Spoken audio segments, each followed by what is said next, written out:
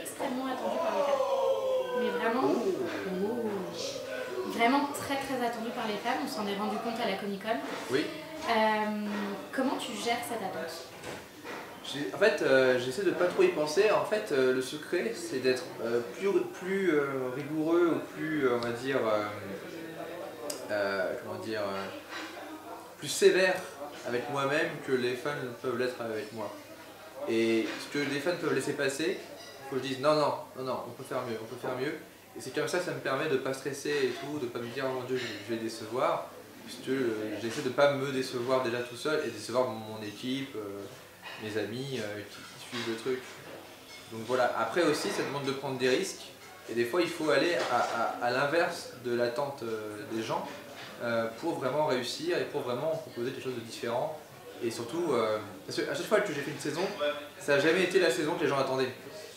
Entre la saison 1 et 2, on avait fait un gap plus loin, mais c'était pas quelque chose que les gens attendaient vraiment, qu'on passe en mode un peu vraie série, drama et tout. Et c'est sûr qu'il y en a qui pensent que c'était pas une bonne idée, et c'est leur raison et tout. Et pareil pour la saison 3, et là pareil pour la saison 4, je pense qu'on va toujours déstabiliser les gens dans un premier temps, mais c'est vraiment pour le bien de la série, pour le bien des personnages et tout, donc c'est pas gratuit. Justement, est-ce que c'est pas un peu compliqué de passer quelque chose, même, enfin, quelque chose que tu as créé parce que tu avais envie de le faire et que ça te faisait plaisir, à quelque chose qui maintenant est attendu? Passe vraiment d'une notion de plaisir à... Oui, non, parce que franchement, si vraiment j'avais pas de plaisir à faire la série, je dirais stop et personne ne pourrait m'obliger à faire quoi que ce soit.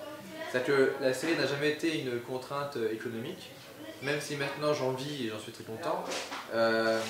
C'est jamais la raison pour laquelle on fait ça, et pour l'instant on a un projet qui est sain artistiquement, dans le sens où les idées viennent vraiment de moi, viennent de mon équipe aussi, tout ce qui est en Kama et France Télé donc, ils me font confiance, ils m'encadrent, ils me soutiennent, donc je me sens pas obligé de faire quoi que ce soit, de fournir quelque chose, quoi. Je suis complètement libre, c'est moi qui dis à chaque fois j'aimerais faire ça, est-ce que vous en pensez? Et pour l'instant j'ai jamais eu de veto, tout le monde m'a dit ok. Franchement, c'est une chance incroyable, je pense que c'est une chance même unique d'être produit, même coproduit par deux grosses entités qui me font confiance à 100%, c'est vraiment génial. Justement, en ce moment, le thème dont tu as parlé, c'est la célébrité. Oui. C'est un peu une mise en abîme personnelle, non? Alors oui et non, c'est-à-dire qu'à chaque fois c'est en deux temps. C'est que les bases de chaque saison, vraiment, je prends des morceaux de ma vie, des sentiments que je connais, mais après, je ne le traite pas comme étant une métaphore de ma vie à 100%. C'est-à-dire que, comme pour la saison 3 avec les missionnaires, ou même comme le personnage du visiteur face à son équipe, c'est plus un ressenti général que j'adapte en fait. C'est comme si je prenais, on va dire, un bouquin que j'adaptais et que je faisais autre chose. Et là c'est pareil, je prends un peu ma vie et je l'adapte et j'essaie d'en tirer ce qui est... Et surtout de traiter un sujet, parce que si on parlait vraiment de ma vie, ce serait pas intéressant parce que tout se passerait bien en fait. Enfin là, tout se passe bien. Donc il n'y aurait jamais de mauvais côté, il n'y aurait jamais de trucs trop badants. Moi je prends vraiment que des peurs à moi, des paranoïas, des trucs que j'ai peur qu'il arrive et je les mets en scène. Mais c'est jamais ma vie à 100%. D'accord. Et donc pourquoi ce thème dans ces cas-là? Pourquoi ce thème? Parce que en fait pour moi ça se relie très vite et très logiquement avec le personnage du visiteur, qui est à la fin de la saison 3 un héros reconnu, alors que jusqu'avant c'était un héros pas reconnu, et donc il était toujours, on va dire, personne savait qu'il était dans l'ombre, et à la fin il est reconnu, et il est mis sur un pédestal, et là je me dis ok il faut qu'on traite de la célébrité, et ça peut être très intéressant de voir comment un personnage comme le visiteur et son équipe gèrent ce nouveau truc. Donc justement, comment ils vont gérer cette saison? Tout ce que je peux dire sur les personnages, c'est que chaque personnage va le gérer de façon différente et de façon surprenante. Chaque personnage va trouver un peu soit sa voie, soit se perdre dans quelque chose, mais ce ne sera jamais ce qu'on va croire forcément, ce à qui on va s'attendre. Et c'est là où c'est intéressant. Mais là pareil, et là il ne faudra vraiment pas qu'il y ait de lien avec les comédiens, puisqu'au final ça n'a rien à voir avec nos vies, c'est vraiment une façon de faire des choses les plus intéressantes avec les personnages et les plus logiques, quoi. Notamment par rapport à Raph, et Stella. Ça va être très intéressant de voir comment eux ils vont évoluer dans ce monde de célébrité. Tu as avoué dans une interview écrire les personnages avec des acteurs en tête. Oui. Est-ce que c'est vrai aussi pour tous les nouveaux personnages de la saison? Oui. Oui, sauf un personnage, mais sinon tout le monde a été écrit avec des gens que j'avais en tête. Donc, il y a Sylvie qui me regarde par la fenêtre. Bâtard, il fait l'ascenseur. C'est bon. Et bon. Donc oui, j'ai écrit en pensant au personnage, enfin pardon, j'ai écrit les personnages en pensant aux comédiens. Même il y en a certains comédiens qui ont un personnage qui sont tellement liés à leur vie que en fait leurs titres de langage sont dans leur personnage. Pour ça, j'ai pas pris trop de risques. Donc oui, j'ai écrit les personnages en fonction des comédiens, pratiquement tous, sauf un personnage. Mais c'est pas plus mal parce que c'est moi, c'est même pas quelqu'un qui a dit non. Hein. C'est moi qui j'ai écrit en pensant à un acteur. Et je me suis dit en fait finalement ça ne marche pas et ça va être compliqué par rapport au tournage qu'on va faire. Et après j'ai réfléchi, je me dis quelle personne j'aimerais avoir sur le tournage pour me rassurer et qui me... Juste m'imaginer sur le tournage avec cette personne me rendrait heureux. Et donc c'est pour ça que j'ai appelé quelqu'un d'autre. Et au final, ce comédien s'est complètement adapté et a fait très bien son personnage, même mieux que je pensais, donc il n'y a aucun regret. D'accord. Les comédiens que tu les rencontres au gré d'autres expériences. Oui. Des fois, comment ça se passe? Globalement, tout le monde avec qui je tourne, même dans cette saison, même les nouveaux, c'est des gens avec qui j'ai déjà tourné, ou que je connaissais, et avec qui j'ai déjà fait des sketchs ou des séries. Ou avec qui Slim avait déjà travaillé, et moi, comme j'ai pu observer, donc j'ai pu les voir au travail. Donc voilà, à ce niveau-là, je ne mets jamais quelqu'un en scène que je connais pas du tout, que j'ai jamais vu et je fais ok, on se connaît pas, vas-y action. Voilà quoi. Donc à chaque fois c'est des gens que j'avais. Et là-dessus, l'avantage du Golden Show a été vraiment très important, puis ça m'a permis de rencontrer plein de gens sur des one-shots comme ça. En fait, quand on regarde ta carrière à l'heure actuelle, on a un peu... Oui, tu as une carrière comme tu me l'as dit ce matin. Ouais. Non, j'ai dit que c'était le début, bref. Le plus gros plan de ta carrière. Ouais, mais... C'est l'expression que tu avais. Mais je dis ça en mode blague parce que le mot carrière, voilà, dans 20 ans j'aurai une carrière à analyser. Mais... En fait, quand on en discutait avec les gens du Daily Mars, notamment avec Dominique, on était en train de se dire que tu nous as un peu pensé à Louis Leterrier. Attention, ou Alexandre Aja.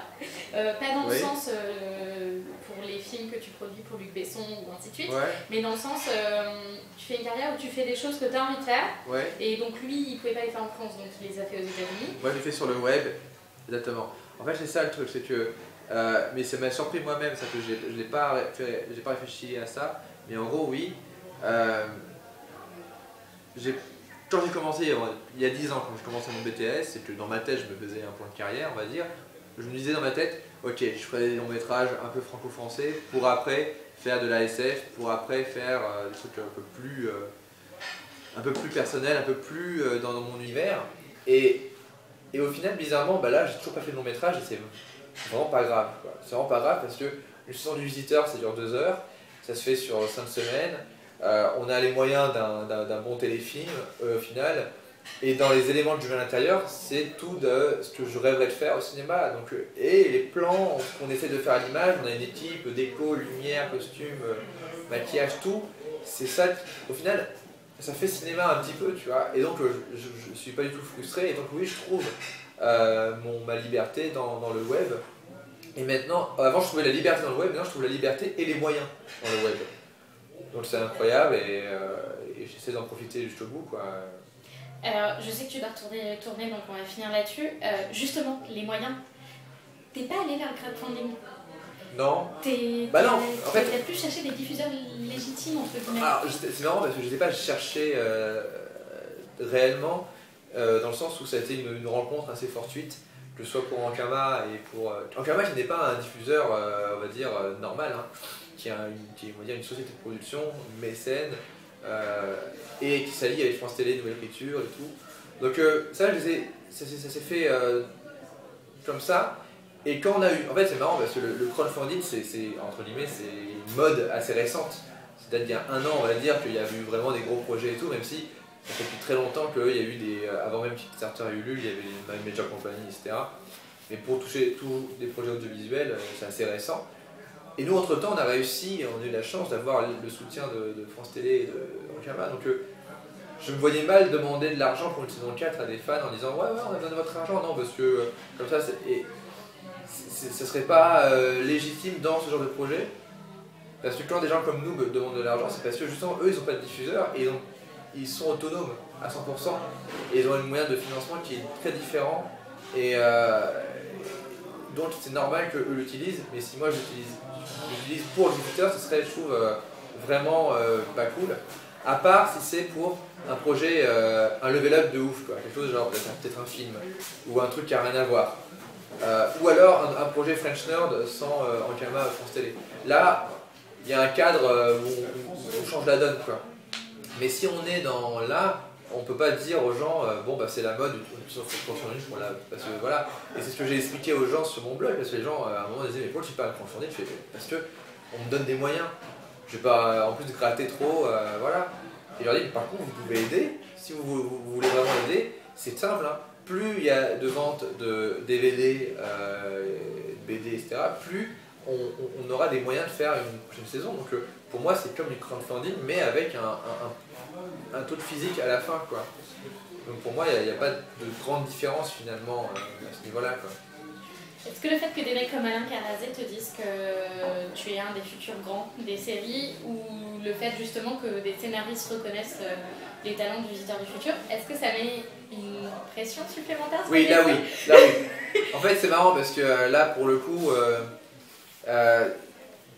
c'est vrai que ça met un autre niveau de pression, et chaque fois que je fais un épisode je me dis ok maintenant, avant je faisais ça pour moi et pour on va dire une communauté de fans que j'arrivais à visualiser, des gens cool, des gens qui veulent voir la suite et tout ça. Là maintenant on a des gens comme la Carazé, des gens comme Alexandre Astier, Simon Astier, les types de Bref, Pan Macho, tous ces genres de talents et tout ça. Même les gens plus jeunes que moi que je trouve hyper talentueux, comme l'équipe de Suricat de mon frère et tout. C'est un truc qui me met de la pression parce que je me dis, eux ils font ce que je fais et mieux, et ils vont le voir et ils vont pas le juger, mais ils vont se faire un avis, quoi. Donc oui, ça me met une pression. Ouais. Mais une pression positive?